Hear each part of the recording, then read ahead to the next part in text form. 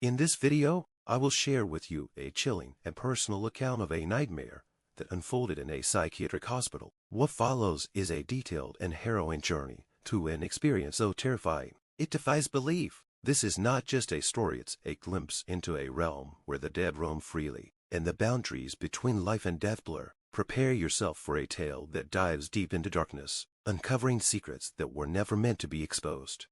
I woke up in a cold, unfamiliar room, my mind shrouded in confusion and fear. My first thought was that I must be dreaming, but as my eyes adjusted to the dim light filtering through the narrow window, I realized that this was no dream. The walls were stark and white, adorned with nothing but a single, grimy light fixture hanging from the ceiling. My head throbbed, and I had a vague recollection of strange events leading up to this moment, flashes of faces, muffled voices, and the sensation of being watched. A nurse in a plain white uniform entered the room, her expression devoid of any emotion. She introduced herself as Nurse Elizabeth and explained in a monotone that I had been admitted for my own safety after a severe psychological breakdown. She didn't provide any details about the circumstances of my admission or the nature of my condition. My questions were met with curt, vague answers. As days passed, I grew increasingly suspicious. The hospital had an eerie stillness about it, with corridors that seemed to stretch on forever and rooms that were always locked. The staff rarely engaged with me, and when they did, their interactions were unsettlingly brief and devoid of empathy.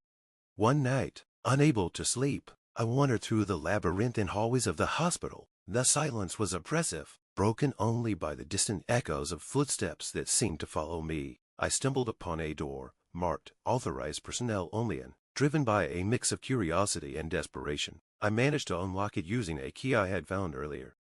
The room was unlike any other in the hospital, dimly lit by flickering fluorescent lights. It appeared to be a storage area, filled with old medical equipment and dusty furniture. But there was something else, shadows that seemed to move on their own, and whispers that filled the air with a haunting melody.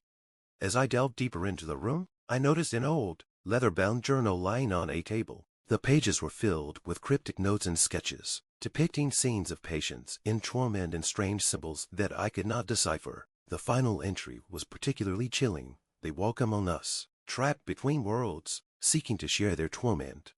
That night, I was plagued by nightmares. In my dreams, I saw ghostly figures wandering the hospital's halls, their faces twisted in agony. When I woke, that eerie feeling persisted. It was as if the walls themselves were alive, breathing with a sinister intent.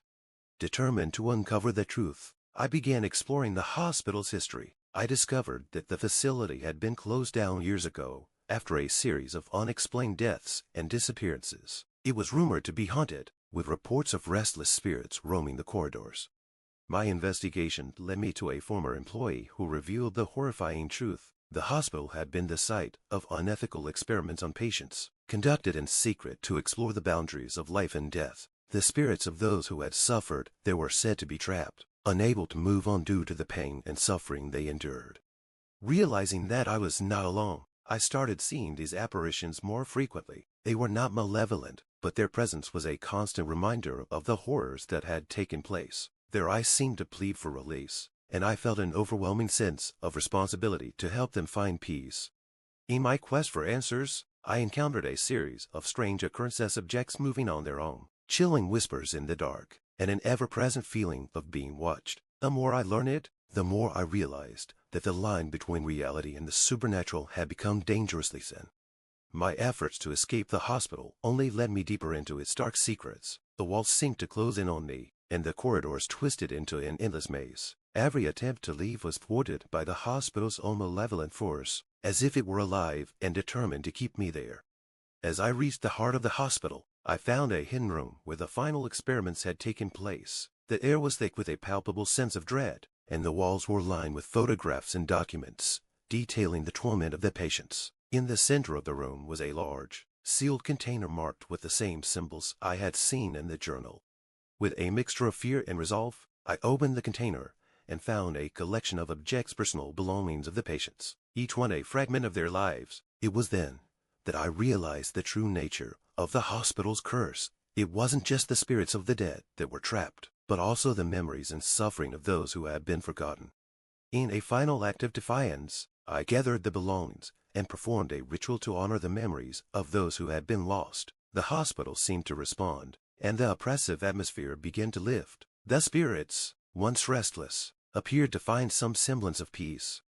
Eventually, I managed to escape the hospital, but the experience left an indelible mark on me. The memories of the dead, the haunting whispers, and the chilling realization of the horrors that took place within those walls will remain with me forever. The hospital may have been abandoned, but its legacy of suffering and darkness endures, a testament to the price of human cruelty and the enduring quest for redemption.